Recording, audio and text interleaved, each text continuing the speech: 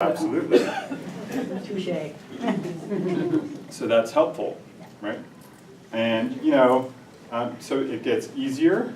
And this is despite the fact that we actually did a lot in between. In that second gap, we had a lot of conversation, right? A lot of diverging away from actively trying to remember the names and things like that, having a different discussion, and then returning to it. And yet, despite that gap and being over somewhere else, you're able to pull that information up more quickly by having, repeated practice with longer and longer gaps between each practice. So maybe you don't want to remember, and so names of people was an important one for a lot of people. It was one of the memory slips that happened a lot. So maybe you don't want to remember the 12 people that we put up here, or the cabinet doesn't matter to you too much. But what about the people that you do meet? What about the new people that you introduce yourselves to when you're at that cocktail party or a new event or something like this, and you want to remember their names? Then does that maybe suddenly become a little bit more important? Right? And it doesn't have to be 12 names. Right? This is as simple as doing if you want to learn 1 or 2 names. What if you just want to take away 1 name from the day and you'll be happy with that? If I can remember 1 person today, awesome. Right? 1 new connection. But there's also what's happening is if I meet somebody, they say their name, then invariably I will say, can you tell me your name again? Mm-hmm. By doing that, sometimes I can retain the name. Well, that's kind of The same thing. the same kind of thing a little bit.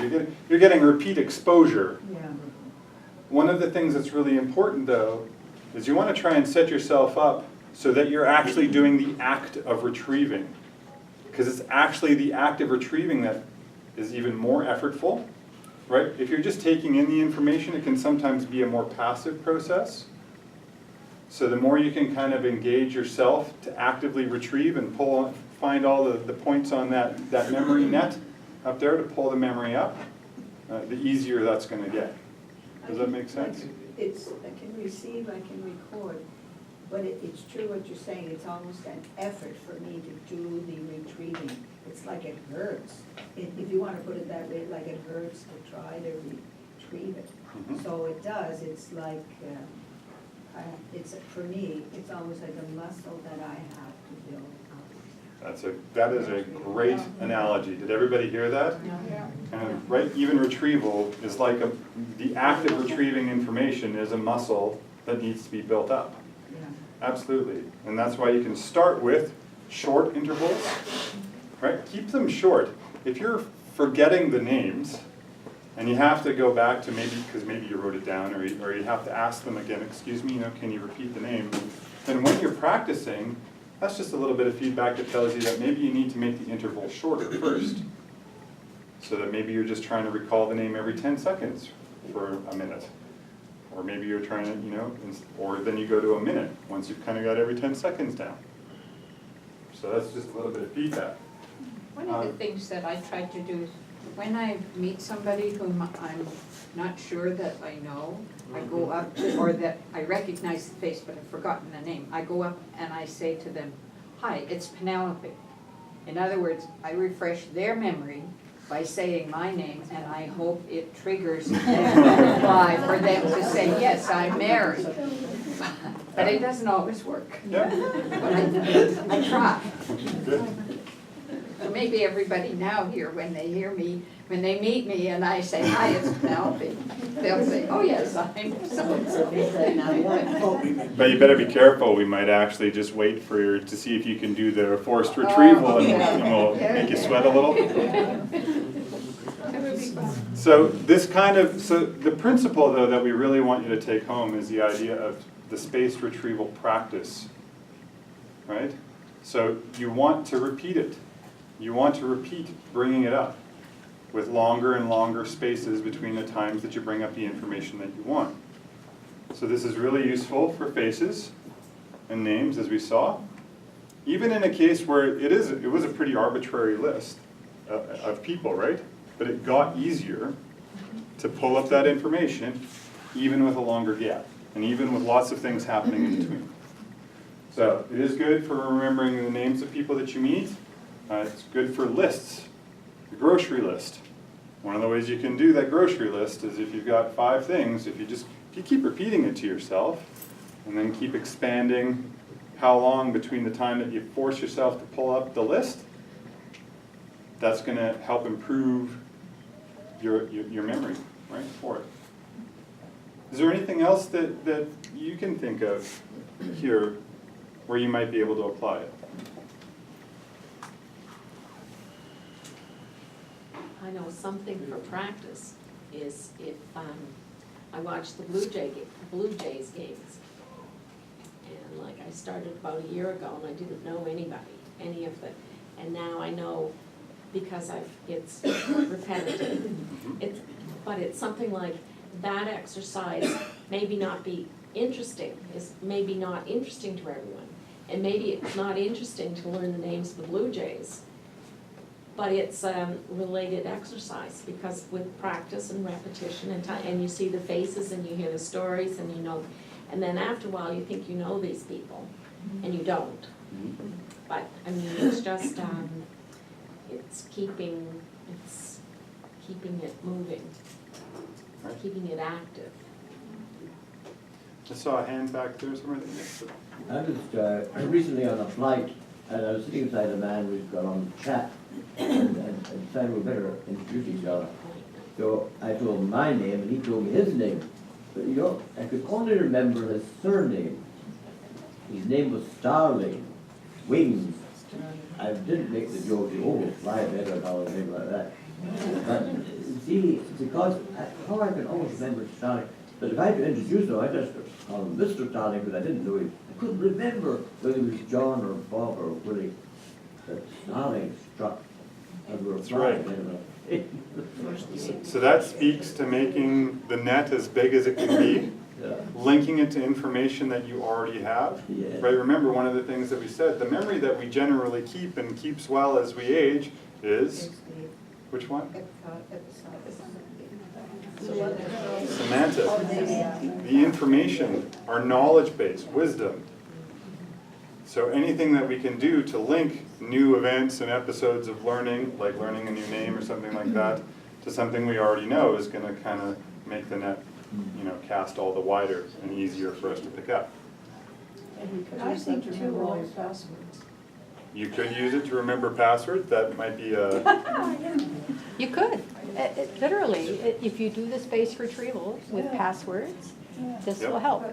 I think also past experiences that you may have experienced in school or places like that, where you were not good at memorizing things, or it was brought to your attention and you weren't the greatest one that.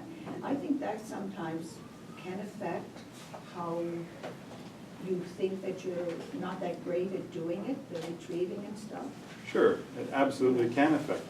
How we think about ourselves can absolutely affect it, and how we think things are going. But just as a basic strategy, it doesn't really matter where you're at with that. If you use the strategy of spaced retrieval by setting up a list of things or however you want to remember, and use that strategy of taking bigger and bigger gaps between when you force yourself to recall that, wherever you're at, this is a strategy that will help improve where you're at. Does that make sense? Yes. I'm wondering if, because a lot of students now do not have to memorize. I remember memorizing 10 to 20 verses of Hannibal. And I had to repeat them in front of the class. Whether that's going to affect their ability to remember because they're not. If they haven't been practicing spaced retrieval, then, right, they're relying on other strategies. Yeah, because my daughter used to, when she went to university, she could do math in her head like that. She's not a great math student, but she could do it in her head. Yeah. And her roommate said, well, how can you do that? And she said, my mother forced me to learn the times tables in the summertime. And she could do it. That's right. She can still do it really well. But I think like us, we need to repeat and repeat, Practice makes perfect. yeah. So that would be another thing you could do with spaced retrieval. If there's somebody who doesn't have the times table in their head yet, give them spaced retrieval and they'll get it. So note this is different from just repeating, Yeah. right? Yes. It's practicing the retrieval of information over longer and longer periods of time.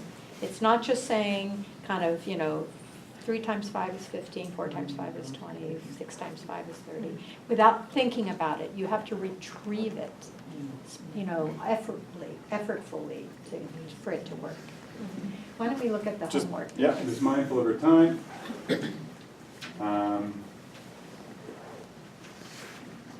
So, actually, we've kind of gone over what it is and that, and when you might use it. So, for next week, or no, in 2 weeks, sorry, I forgot.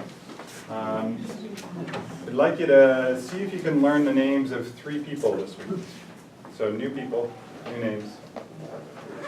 And see if you can just, it can be anybody. And you don't necessarily have to introduce yourself.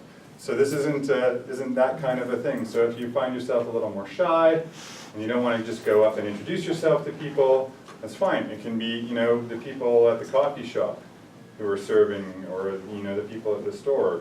Anybody who's got name tags, that'll be just fine. Or the Blue Jays. Or the Blue Jays. Or, Penelope. well, not including names that you learned here today right now. All right?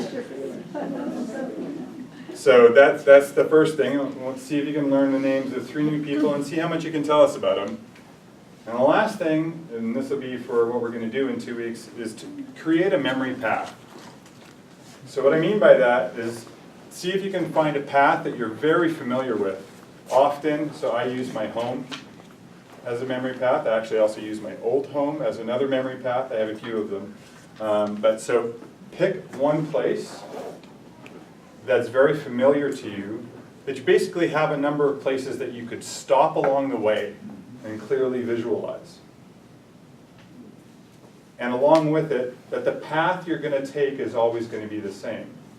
So for instance, I walk through my house in my path. I do it by starting in my garage, walking through my basement, walking up the stairs, walking clockwise around the main level, up the stairs, clockwise around the upper level. Okay, so it's going to be a path that you walk the same way every time and very familiar to you. And you should be able to put about 15 to 20 items, 15 to 20 stops on the path. Does that make sense to everybody? I see some confused faces. So if you have questions, feel free. What are we going to remember from that? We'll do that next week. Yep. So you need to have the path already set in your mind Yep. for what we're going to do next week, or 2 weeks. In 2 weeks, yeah. And you said point out 15 to 20 spots along the... Yeah, you need to be able to see 15 or 20 spots in your path. So just walking from here down to the door of the library wouldn't do it, because there aren't 20 sort of spots you could stop, look around and say, oh yes, I see these